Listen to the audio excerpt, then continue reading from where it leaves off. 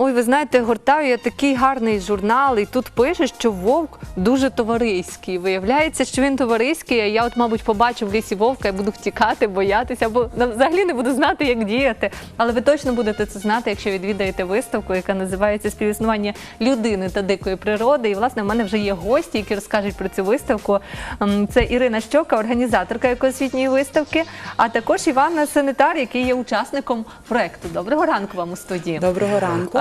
Такий чарівний журнал, аж захотілося, щоб дітки прийшли, подивилися, але ж я думаю, він не тільки для дітей розрахований, правда, і для дорослих. Так, давайте почнемо взагалі з загального. В рамках чого проходить виставка «Співіснування людини і природи», бо я знаю, що не один захід заплановано і вже проведено, можливо, з цього приводу.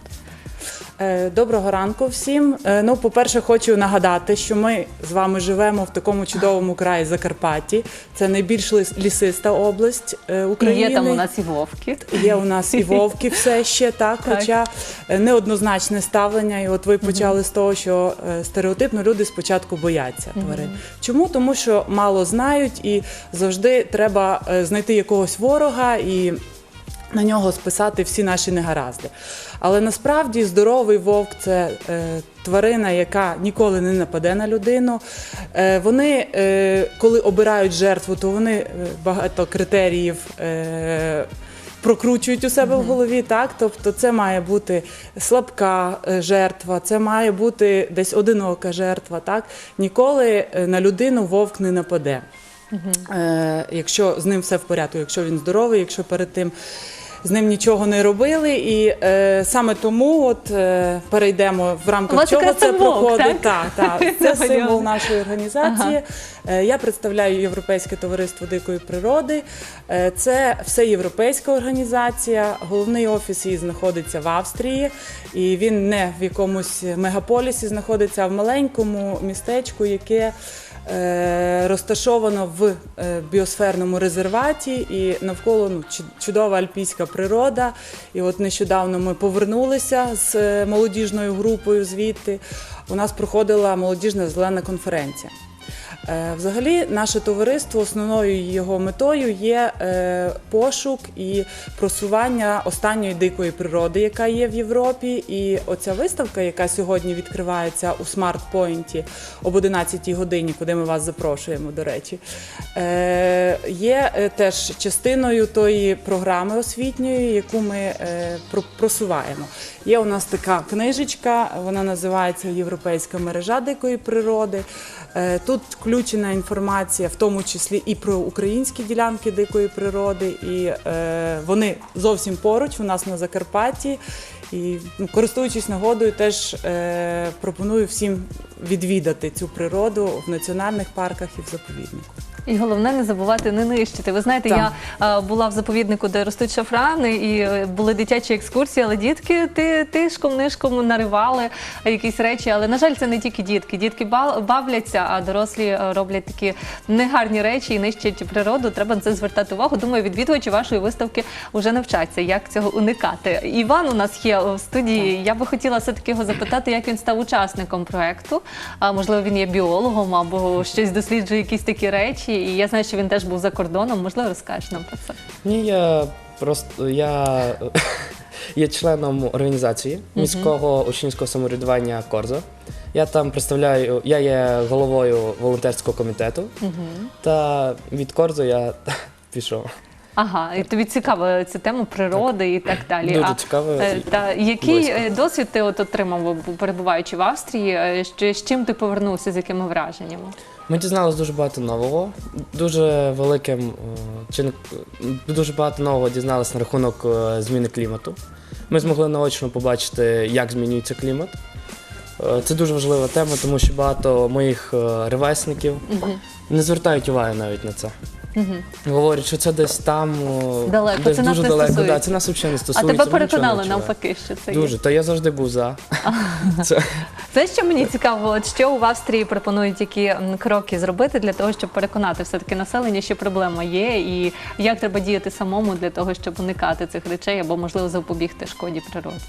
Так, Головним є не смітити, це зрозуміло так. Та не нищити природу. Менше використовувати більше матеріалів, які відновлюються. Так.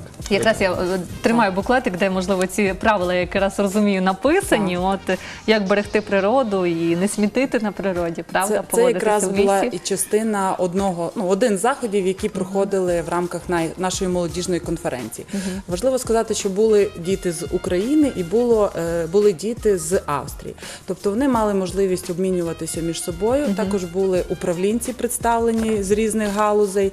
Так. І діти мали можливість попрактикуватися, з чим би вони звернулися до сьогоднішніх управлінців, щоб змінити майбутнє на краще і жити в більш екологічному суспільстві. Можливо, зараз було дуже голосно про Грету Тунберг заявлено, але дівчинка, попри те, що має певні вади, так, але вона дійсно говорить правильні речі. Я захоплююся тим, що Європейський Союз допустив дитину, яка зробила нереальні речі, про які насправді мовчать дорослі, тому що сказала вона правду. У світі біда насувається, і ми про це не думаємо, а залишилось не так багато років, правда? І ідея четверта, здається, хвиля винищення, вимирання видів. І якраз ці види нам треба берегти, зокрема в Карпатах. Так, я з вами погоджуюся, що Грета стала тим потужним поштовхом, який підняв і заставив мислити людей по всьому світі. І ми теж, і Ужгород, і Україна приєдналися до цього маршу за клімат. Зараз теж ми обговорювали з дітьми, чи варто пропускати школу по п'ятницях, щоб страйкувати, щоб привертати увагу до цих проблем. Так? І на чому ви зійшлися? Ми зійшлися на тому, що однозначно говорити треба про екологію, про те, що розвиток суспільства наступає на природу, і нам треба задумуватися, тому що природа без нас виживе, а от чи залишимося ми в ній, це вже велике питання.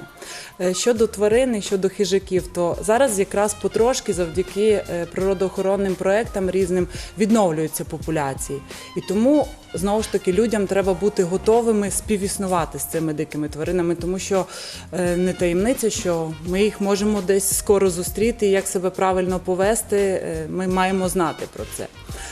Крім того, у зв'язку з зміною клімату, про яку вже згадав Іван, ми маємо бути готовими співіснувати з новими тваринами. І одна з таких тварин – це шакал звичайний, так?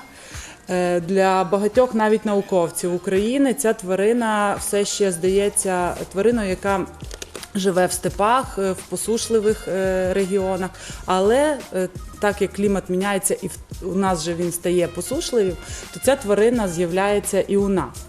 Він мігрує до України через Закарпаття у південній області, через Угорщину. Чому? По-перше, помінявся клімат, по-друге, популяція вовків все ще у нас є досить низькою, а вовк є його природнім ворогом. І тому йому легше поширюватися.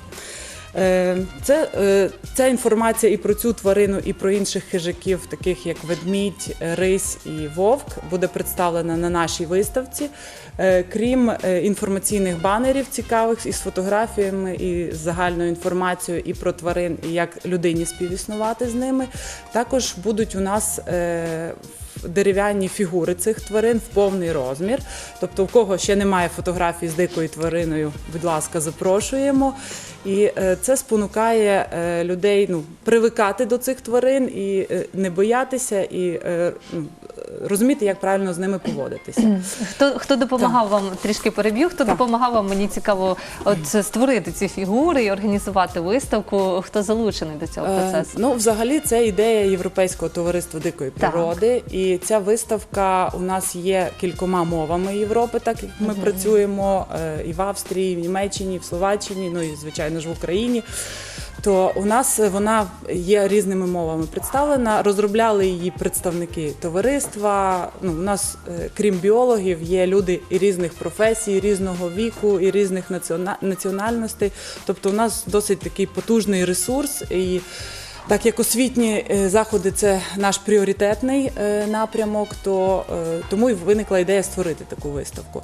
Вона вже була представлена і в школах Ужгорода, і це викликало інтерес. Ми проводили уроки різні, в тому числі англійською мовою, і як для 5 класів, так і для 11. Тобто ми бачили, що це цікаво дітям різного віку. Ну, не у всіх школах, я так Ще розумію. не у всіх школах, тому що ми громадська організація, ми на волонтерських засадах практично проводимо цю виставку. Є співпраця з деякими школами, десь хтось відгукнувся, привіз машиною цю виставку, допоміг розкласти. І саме тому зараз ідея виникла зробити її ще більш доступною, щоб в смарт-поінті всі відвідувачі, всі мешканці Ужгорода могли її побачити. А до якої Так. години буде діяти виставка? Виставка відкривається сьогодні в 11-й годині і триватиме до п'ятниці, 26, так здається, число, до 17-ї години. І щодня з 10-ї до 17-ї години доступ. Протягом вільний. цього тижня Так, можна так, буде так. подивитися. Ми ще одну листівочку маємо Так. на столі, про яку не говорили. «Юспас» написано Так, це тут. от якраз в рамках нашої міжнародної зеленої конференції всі учасники отримали такий сертифікат. І, як бачите, там значок програми Erasmus, це освітня програма Європейського Союзу. Тобто всі ці учасники, які взяли участь, вони мають уже підтвердження в тому, що вони взяли участь у європейському освітньому проєкті. Українським партнером ще додам, є така організація сталого розвитку «Форза», можливо, ви вже і знайомі з нею, і вони теж займаються і сталим розвитком, і освітніми заходами. Хочеться запитатися ще Івана, які от ти пройшов певне навчання, маєш певний досвід, і що ти далі плануєш? Чи плануєш ти якось пов'язати з цим своє життя, і можливо в тебе є якісь ідеї, щось створити теж для того, щоб поширити таку інформацію серед населення? Так, я вже потрішки так займаюся, можна казати. Розповідаю своїм друзям, в школі всім розповідаю. У нас є проект від Європи про збереження синевіру та зробити його більш туристично привабливим та очистити його. Це національний парк. Так, тому я ходив по школі, розповідав, щоб голосували за нього. А як реагують твої однокласники і взагалі школярі? Дуже за цей проект. Турбую. Я розповідаю, що в Європі було дуже багато таких озер такого типу, але вони зникають. Тому ми маємо берегти перлину нашого Закарпаття. Маємо берегти дійсно, бо зникають такі от закуточки прекрасні нашого краю. Яку все-таки мету ви найбільше от перед собою ставили, так, що відкриваючи цю виставку? Що хотіли ви от в першу чергу донести нам? По-перше, підвищити обізнаність людей, і дорослих, і дітей з дикими тваринами, що їх не потрібно боятися, що зазвичай у нас як починається: не йди в ліс, бо там великий страшний вовк і інші хижі тварини. Так? То навпаки, переконати, що тварини не є небезпечними, вони так само є частина природи, частина екосистеми, як і людина. Людині просто треба правильно навчитися співіснувати з цими тваринами, і тоді буде і гармонія, і в природі, і, напевно, люди будуть більш спокійними і більш зважливими. На закінчення розмови все-таки хочу запитати, можливо, вас обох, на вашу думку, з якого віку потрібно долучати маленьких чи дорослих людей вже до цього процесу навчання, і чого бракує нашій освіті у, власне, вивченні цього питання? Дуже відрадно, що зараз нова українська школа, якраз одною з компетенцій, яку ставить за мету, це є формування екологічної компетенції.